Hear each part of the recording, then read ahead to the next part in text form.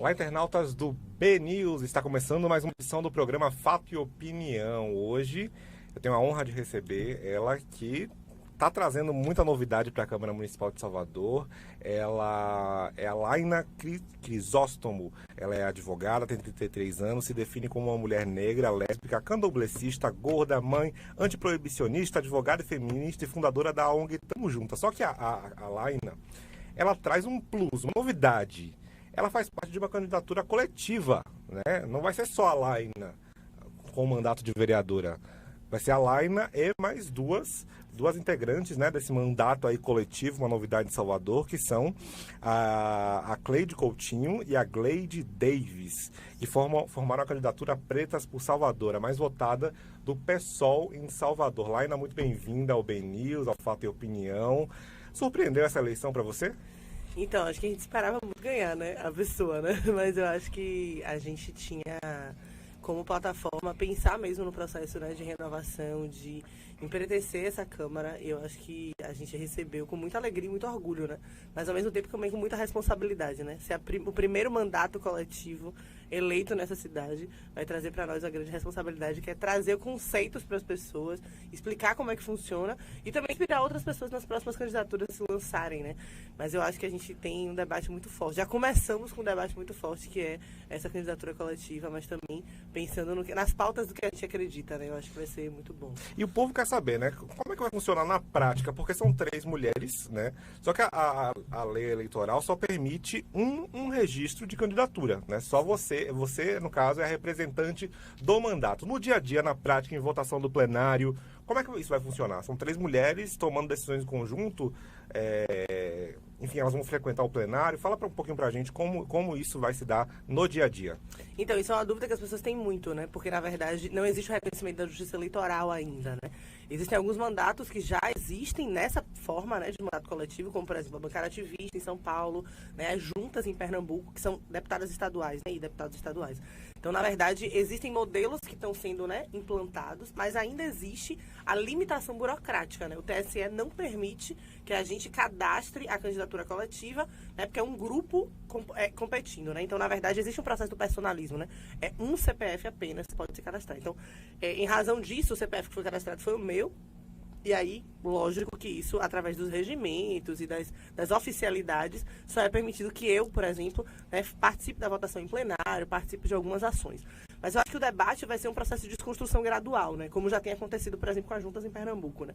As juntas em Pernambuco, somente a JOR, né, que é o CPF cadastrado, pode participar do plenário, pode falar no plenário, mas todas as outras conseguem acessar algumas possibilidades. Então, por exemplo, conseguem acessar espaços que são restritos aos deputados, conseguem participar das comissões, né, como co-deputadas. Então, esse processo, eu acho que é um processo gradual, porque eu acho que todo mundo ainda está aprendendo junto. E aí já existem vários debates que estão sendo pautados junto ao TSE, né? Porque existe uma outra forma de ocupar poder. Então, a gente que vem, por exemplo, eu que venho de movimento social, eu entendo que não dá para fazer nenhum tipo de enfrentamento se não for de forma coletiva. Então, assim, até um vereador, uma vereadora que é eleito, ele não é eleito só. Ele é eleito porque uma coletividade acredita, né? Então, acho que essa perspectiva de ocupação de poder diferenciada vai ser muito potente. E aí, quando a gente pensa nas votações, né? Isso na prática, como vai acontecer, a ideia é que a gente consiga construir isso de forma coletiva. As decisões, né, a partir dos vários olhares. Nós somos 3 mulheres pretas, mas nós somos 3 mulheres pretas diversas, né?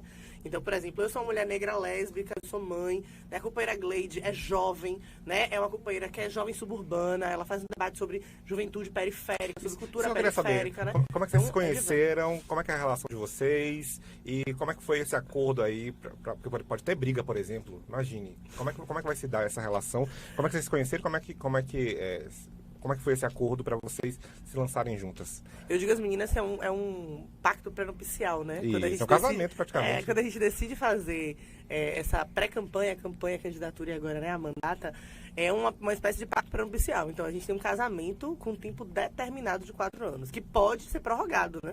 Por mais 4, para outros mandatos, enfim, pensando outras perspectivas, né?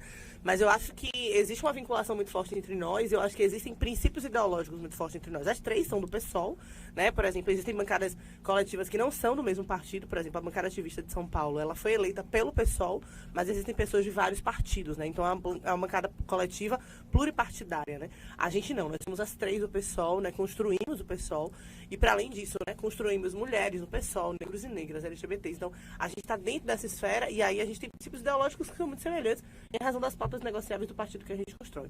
Mas eu acho que é para além disso, né? Eu acho que quando a gente decide construir coletivamente, a gente decide construir coletivamente numa outra perspectiva. Enfim, não dá pra gente dizer que não foi uma estratégia também. É uma estratégia, né? É óbvio. Eu não sou a pessoa, e aí a gente debate sobre lugar e fala. Eu não sou uma pessoa que eu posso falar sobre tudo. Apesar de carregar muitas vulnerabilidades no meu corpo, eu não tenho condição de falar sobre pautas que são pautas de Cleide, por exemplo, que são pautas de Gleide, né? Eu tenho 33 anos, eu não sou mais jovem. Eu quero defender a juventude, mas eu não posso falar pela juventude. Eu acho extremamente incoerente, né? Tem gente que tem, sei lá, 40 anos dizendo eu sou jovem ainda. Não, gente. Quem é jovem é quem sabe. Então, é um debate que a gente precisa debater. Então, quando a gente pensa nessas três, a gente pensa também nesses lugares de fala, nessas experiências, nessas vivências e nessas trajetórias. E aí, eu e Cleide, a gente já se conhece há mais tempo. A gente se conhece há uns 4 anos. Acho que mais, talvez, já construindo o PSOL, né, e construindo também alguns movimentos, né, progressistas, né, de combate à violência, de ocupação, enfim. A Gleide a gente conhece, né, um pouco menos de tempo, mas, enfim, com muita ligação e com muita... acreditando muito, né, nesse processo dessa parceria, né, existe uma conexão muito forte entre nós, e eu acho que é isso que tem funcionado, né, porque a gente acredita que a candidatura coletiva, a gente precisa ocupar poder, mas a gente precisa ocupar com afeto, a gente precisa ocupar fazendo o que a gente de fato acredita, né. Então, eu acho que essa é a nova forma de fazer política, assim, sabe? A gente precisa ser agente. Então, assim, eu acho que... Eu falo sempre, né? Que tem muita gente que diz assim, nossa, mas como é você? Você não usa terno? Você vai tirar foto de terno pra urna? Eu falo, não. Porque eu não uso... Eu sou advogada há 11 anos e eu não uso terno. Então, assim, eu não vou usar terno porque as pessoas esperam que um político use terno. Porque eu quero fazer política a partir do que eu acredito. E não é um terno que vai demonstrar minha competência, minha capacidade, sacou? Pelo contrário, tem ternos que servem para, enfim, né, fingir que essa pessoa é competente e é capaz. Então, eu acho que não é sobre roupa, não é sobre corpo, é sobre o que a gente, de fato, acredita sobre os nossos pensamentos e as nossas críticas, né? Então, eu acho que essa nossa vinculação e essa nossa conexão é muito potente, exatamente porque a gente se constrói a partir do cuidado, do afeto, da sororidade, do feminismo, e de algo que é muito potente para nós, que é a filosofia Ubuntu, né? Que é o sou porque nós somos. É a filosofia africana que acredita que se dói em um, dói em todos. Então, esse processo da empatia, eu acho que tem muita verdade nessa forma de fazer política, sabe? Agora, uma curiosidade, todo mundo está querendo saber, todo mundo que cobre política, todo mundo que acompanha a Câmara Municipal de Salvador, o pessoal vai ser oposição, vai ser um bloco independente, porque historicamente, por exemplo, o Wilton Coelho era da bancada independente. Aí, nesse ano agora, a oposição rachou, e a oposição, esse bloquinho de oposição que nasceu após esse racha, absorveu o vereador Marcos Mendes, né, que é o atual, que ocupa atualmente o mandato do PSOL. Já recebi informação de que, hoje de manhã, de que a bancada do PT, do PCdoB e do PSB já fizeram um acordo para reunificar essa oposição. O pessoal vai se encaixar em que contexto aí na Câmara Municipal de Salvador? Então, a gente acredita que existem pautas negociáveis no partido, né? E são pautas que, para nós, são muito fortes, né? Como, por exemplo, o combate ao extermínio da juventude negra, o combate, né, a toda forma de discriminação e violência contra as mulheres, contra LGBTs. A gente tem pautas que são inegociáveis. Então, a gente acredita que, enfim, são estruturantes. Mas a gente também acredita que a gente precisa fazer uma frente única de esquerda para fazer o enfrentamento ao fundamentalismo. Existe um avanço muito grande, né? A atual gestão, a próxima legislatura... Muitos líderes evangélicos foram eleitos. Exatamente. Como é que vocês vão lidar isso? Porque você além de tudo, você é de candomblé, lésbica, né? carrega Então, um monte de vulnerabilidade no corpo. vai ser bastante animado acompanhar. Como é que você vai fazer esse enfrentamento? Eu acho que, na verdade, essa é a grande estratégia, né? Eu acho que a gente precisa pensar muito nessa frente de esquerda, porque existe o avanço do fascismo, existe o avanço do fundamentalismo, e isso preocupa muito a gente. A gente acredita que, enfim, esse segundo turno, por exemplo, tem mostrado para nós o quanto é importante a unidade da esquerda para poder vencer, né? Tanto a perspectiva do fundamentalismo como do fascismo. No Brasil inteiro, a gente tem feito unidades da esquerda. Então, eu acho que essa é a grande potência. E eu acho que esse é o caminho, né, dentro da Câmara para a gente conseguir atuar. Eu acho que a gente precisa fazer autocrítica, né? A gente precisa fazer críticas e autocríticas, né? Algumas críticas, por exemplo, são ao atual governo do estado do PT. Exatamente. Né? Enfim, que a gente o Rui Costa também está na oposição. Vocês também vão fazer oposição a Rui Costa? Então, a gente entende que sim, é um processo que é muito difícil. Existem várias atuações, né, do governo Rui que são muito difíceis, mas a gente entende que o Rui Costa não é a mesma coisa de Bolsonaro. Não é. É muito diferente, né? Então, o governo federal existe uma política genocida perversa, né? Que, por exemplo, do negacionismo. Ele nega que existe Covid, ele nega que existe a necessidade de vacina, ele nega que existe racismo. Quando um homem é assassinado, espancado nas vésperas do 20 de novembro. Então, não existe, né, enfim, como colocar os dois, né, no mesmo espaço. Mas a gente entende que precisa fazer críticas à atual gestão do governo do PT, né? Enfim, eu já fiz vários enfrentamentos ao extermínio da juventude negra e sigo fazendo, né, mesmo, né, enfim, agora, né, com a mandata, mas a gente entende que é preciso pensar na frente de esquerda, né, na unidade da esquerda para fazer esse enfrentamento, porque não vai ser fácil essa atual legislatura. Existe uma bancada enorme que é favorável à atual gestão, né, de ACM, que agora vai ser Bruno Reis, né, a próxima legislatura, e que segue, né, os métodos são iguais, né, então as formas de fazer política são iguais, então, e além disso, o avanço, né, da bancada da igreja. Então a gente precisa fazer um enfrentamento e unificado, né, para a gente não, enfim, ser ainda mais enfraquecido nisso. Bruno Reis foi eleito com um amplo favoritismo. Aí você está falando de reunificar a esquerda. Você acha onde a esquerda errou nessa última campanha que não conseguiu sequer se aproximar de Bruno Reis? O candidato que mais se aproximou de Bruno Reis foi Sargento Isidório, do Avante, deputado federal, um conservador, inclusive defende muitas pautas parecidas com Bolsonaro também, né? Apesar de não assumir por conveniência política. Onde a esquerda errou em Salvador e por que a esquerda não consegue emplacar um prefeito genuinamente de esquerda? Eu acho que, enfim, a gente precisa dialogar, né? Eu acho que precisa ter diálogo. E eu acho que esse é o enfrentamento que a gente precisa fazer junto à Câmara, né? A gente se unificar pensando em pautas que são muito unificadas pela esquerda, né? A gente tem visto, por exemplo, a atual candidatura de Boulos, né, em São Paulo. Isso tem sido muito forte. A esquerda conseguiu entender que as pautas que Boulos defende são pautas da esquerda. E aí você vai ter lideranças de vários partidos de esquerda que acreditam que é o melhor para São Paulo. A gente vai ter isso com Edmilson, né, em Belém, que é também esse processo da unidade da esquerda, entendendo que ali é o melhor projeto político para aquela cidade, porque é o melhor projeto político no combate à violência, né, à violação dos direitos humanos e o combate ao fascismo. Então, acho que o que a gente precisa pensar para o próximo período é diálogo. Diálogo para a gente conseguir estruturar e pensar em ocupação de poder para fazer um enfrentamento, né, unificado contra esse avanço do fascismo, porque, enfim, 2022 é mais assustador ainda, né? Pensar na possibilidade de Bolsonaro se reeleger, eu acho que, enfim, já gera medo, já gera pânico. Você acha que Bolsonaro se reelege? Eu espero que não. A gente está caminhando para isso. Eu acho que esse é o enfrentamento que a gente tem feito para derrubar Bolsonaro. Esse é o grande objetivo da gente, sem sombra de dúvidas. Você acha que o pessoal vai assumir o maior protagonismo de esquerda? Porque, assim, e aí eu faço uma provocação. O pessoal sempre foi visto como um partido, entre aspas, satélite do PT, né? Sempre foi assim. O pessoal surgiu de uma dissidência, né, de políticos do PT, mas sempre quando se afunila, sempre caminha junto com o PT. E muitos pesquisadores falam que a eleição de Bolsonaro se deu pelo antipetismo também. Sim. Você acha que há espaço no Brasil para o crescimento de uma nova esquerda? E também, como você avalia, por exemplo, um nome, por exemplo, Ciro Gomes, que também é apontado como uma alternativa ao PT para 2022. Faz um apanhado geral aí, e se o pessoal poderá também assumir um protagonismo de esquerda no Brasil. Então, eu acho que o pessoal já está assumindo esse protagonismo de esquerda no Brasil, né? Eu acho que a gente tem tido, desde a última eleição, desde 2018, eu acho que a gente tem tido um avanço muito grande em novas formas de representação, né?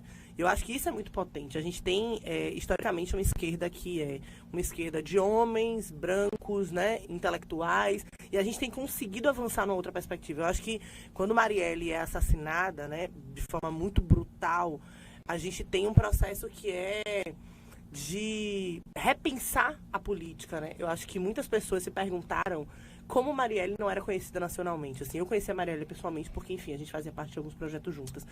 Mas quantas pessoas não conheciam Marielle? Então, acho que o assassinato de Marielle mostra o quanto é potente construir uma outra forma de ocupar poder. E essa forma, ela se dá pela esquerda, né? Então, é uma mulher preta, periférica, que faz um debate, né, LGBT, faz um debate sobre ela, sobre a vivência dela na favela e sobre o que ela acredita que é melhor para as pessoas, né?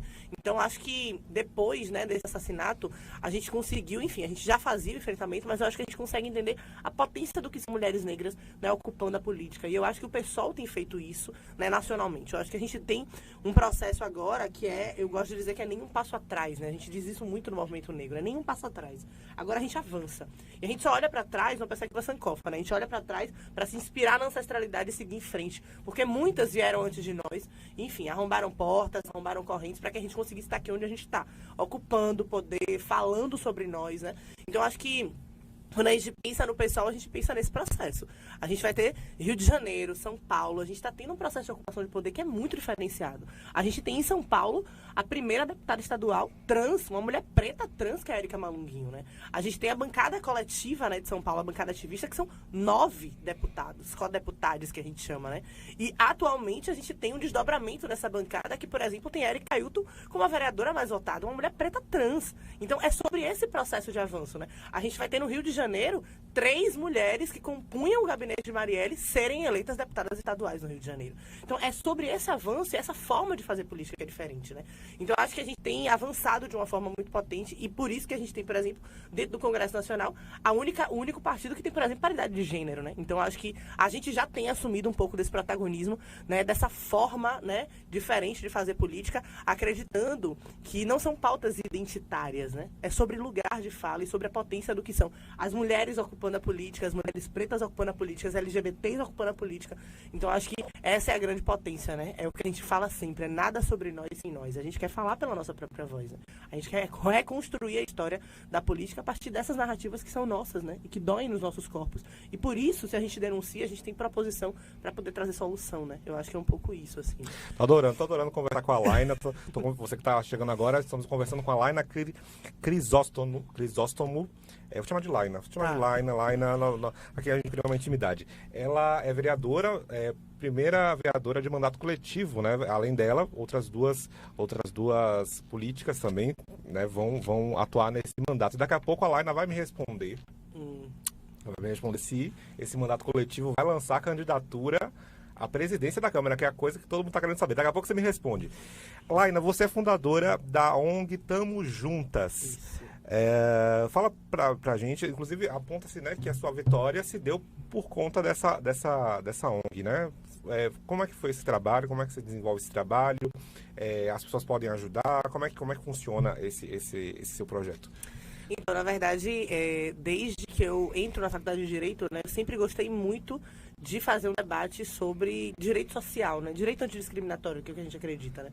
Então, eu trabalhei durante muito tempo com comunidades tradicionais de quilombo, comunidade de terreiro, né? Fazendo esse trabalho na perspectiva do direito social, né? Combate ao racismo, combate à LGBTfobia. E aí, há 4 anos atrás, especificamente, eu conheço uma companheira chamada Suede Quintê, que é jornalista.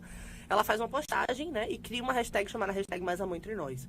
E aí, a partir dessa postagem, eu me disponibilizo para ser advogada para uma mulher por mês, né? Que era o que eu conseguia fazer naquele período. Eu estava numa situação, né, crítica financeiramente falando.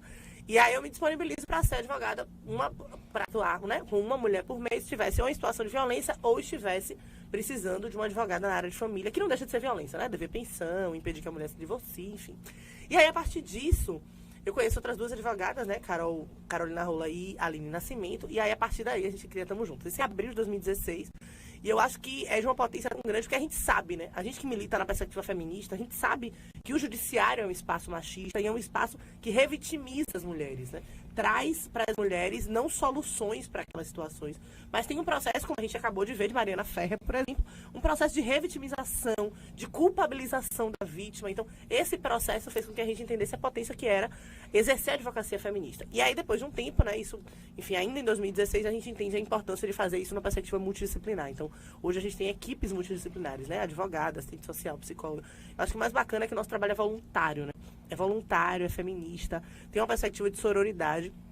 A gente começa em Salvador e hoje a gente está em 19 estados do Brasil, né, fazendo esse trabalho com esse olhar feminista, né, e crítico nesse sentido. Acolhendo mulheres, né, enfim, tentando cada vez menos, assim, revitimizar, gerar, enfim, né, processo de julgamento, porque é isso, as mulheres já são muito julgadas e muito apontadas. Então, essa perspectiva desse atendimento, enfim, para nós é muito importante. A gente tem um site, né, Tamo Juntas tem um site, que é tamojuntas.org.br, quem tiver interesse, né, de conhecer. As nossas redes, né, @tamojuntas no Instagram. Então, as mulheres que precisarem de ajuda, elas podem entrar em contato, né, a gente tem um número de WhatsApp, que eu não sei de cor, mas tá lá no arroba. A gente coloca no GC na matéria. A gente tá lá no Instagram, arroba Tamo Juntas. A gente tá em outros estados também com o WhatsApp. Mas se as mulheres precisarem de ajuda, no nosso site, enfim, tem um mapa explicando onde é que a gente tá, tem mais informações. Então, enfim, tamojuntas.org.br. E o nome é errado mesmo, é Tamo Juntas, porque a ideia da advocacia informal, da advocacia popular, da gente tá perto das pessoas, né?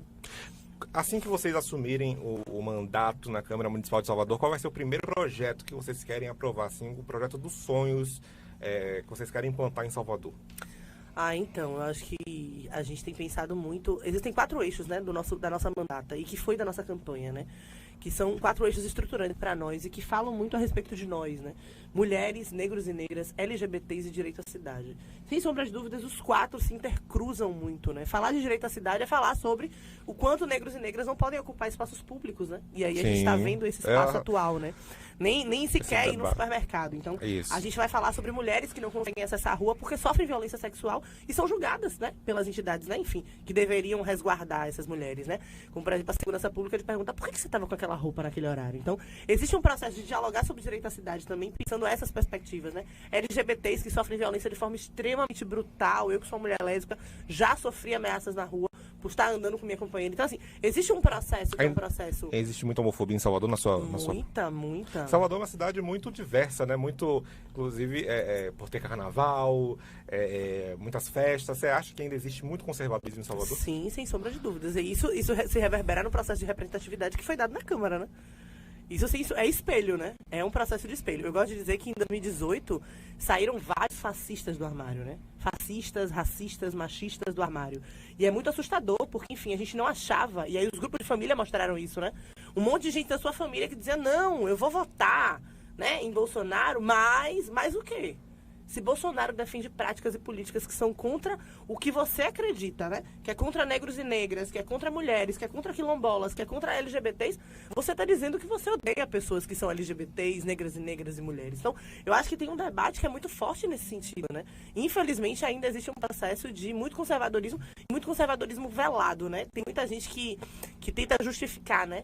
Então, sempre é um processo de justificativa. Teve o caso do menino Miguel, por exemplo, né? Em Pernambuco, que foi um menino que foi, né? Lançado no elevador, né? Por Sara Corte, que, enfim, né? O marido dela, inclusive, não conseguiu se reeleger, que a gente tá se vangloriando muito dessa vitória. Mas eu acho que é um debate. Muitas pessoas perguntaram, mas como é que ela entrega o filho, ela leva o filho pro trabalho e deixa a patroa tomando conta do filho? Gente, ela colocou uma criança dentro de um elevador e apertou pra cima. É sobre isso que a gente precisa falar. Então, isso é sobre racismo estrutural. A gente precisa fazer um debate sobre isso. E aí, sem sombra de dúvidas, isso, enfim, né? Traz pra nós a Câmara, por exemplo, eu sou a primeira mulher lésbica assumida a ser vereadora de Salvador. E isso é enfatizar.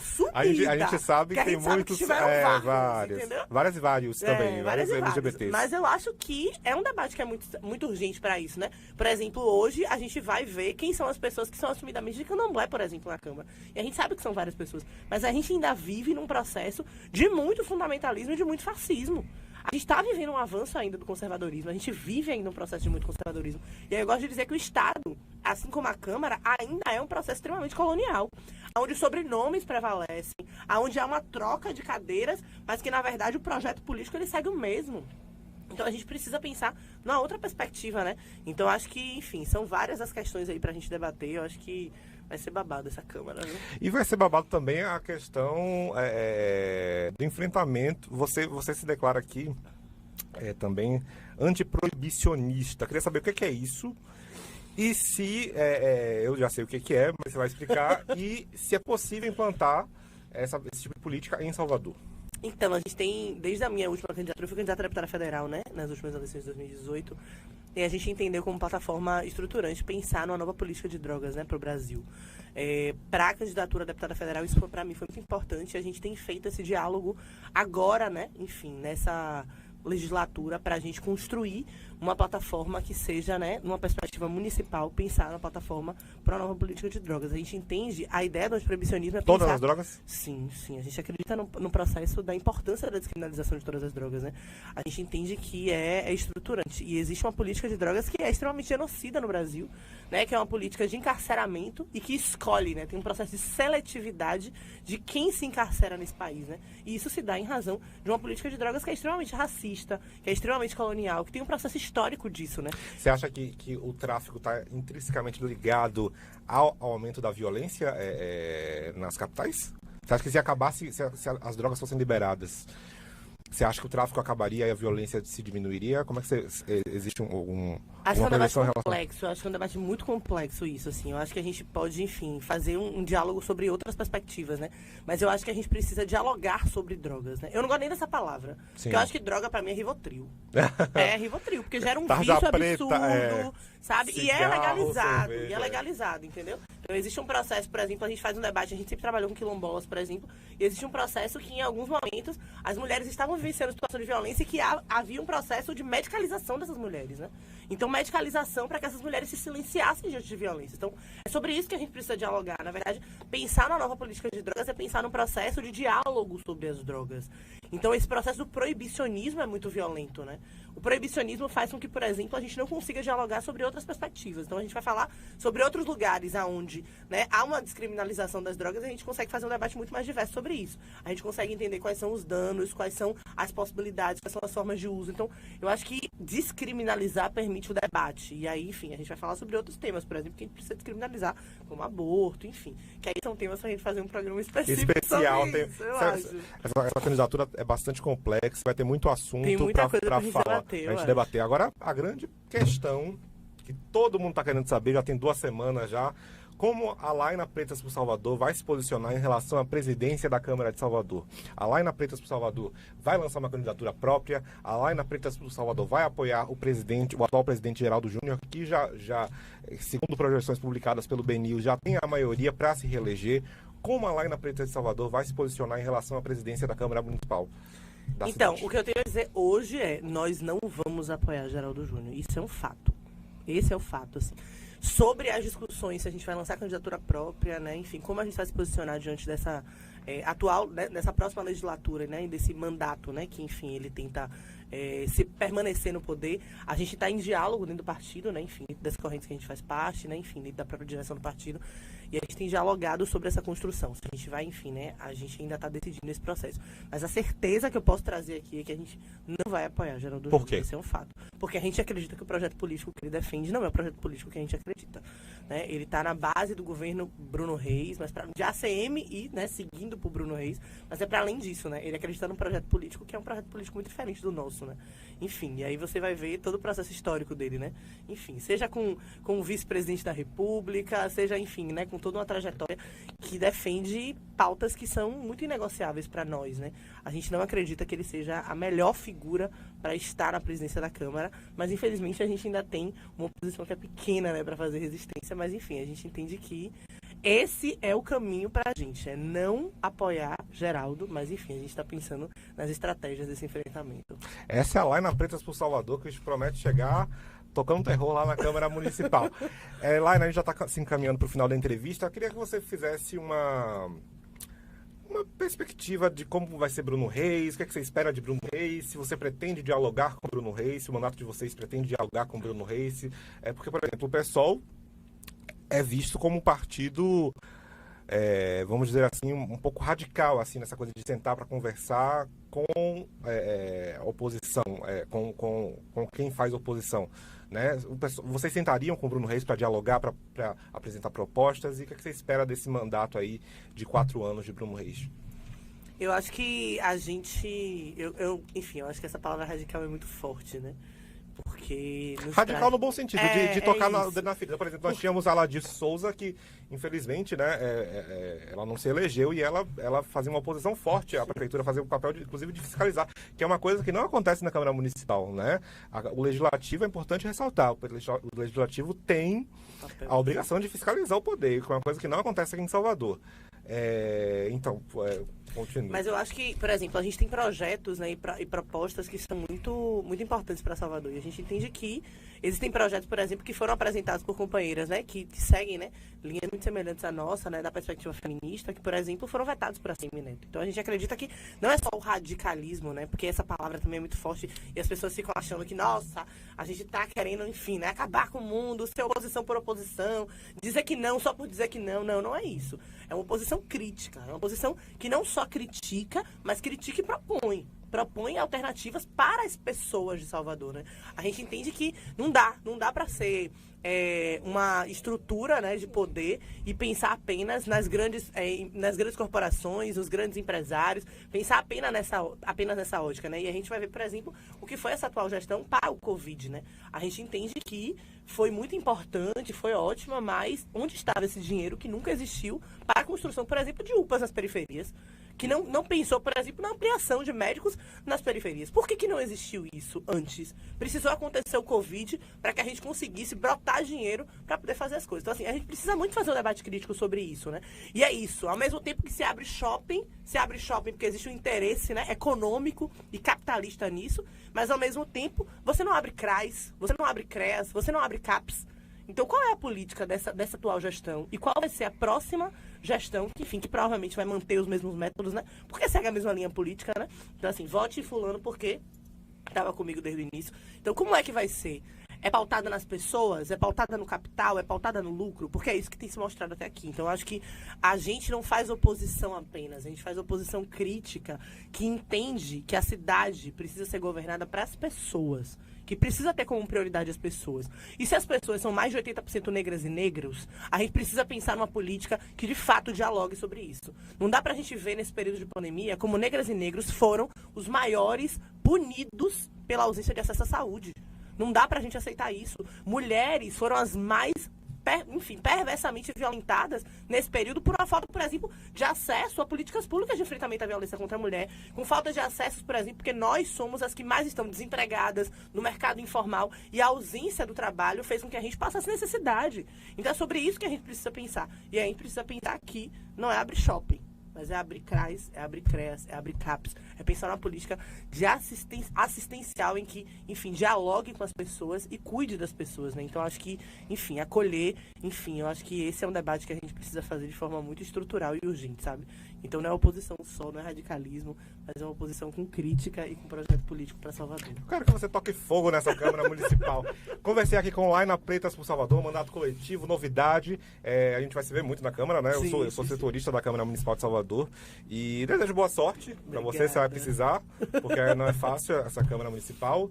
E é isso. E você continua acompanhando toda a repercussão dessa entrevista e outras notícias exclusivas no bnews.com.br. Baixe o aplicativo para o seu smartphone, né? Android, o seu iOS. E aí você acompanha tudo em primeira mão, na palma da sua mão. Obrigado, Laina, mais uma vez. Obrigada. E segue a gente nas redes. Pretas por Salvador, viu? O Fato Opinião, inclusive, agora tá praticamente todo dia, viu, gente? Amanhã tem outras entrevistas e essa semana ainda uma roda de conversas aí entre eu, o Vitor Pinto e o Eliezer Santos, trazendo os bastidores da política baiana ao longo dessa última semana. Obrigado pela sua audiência e até a próxima.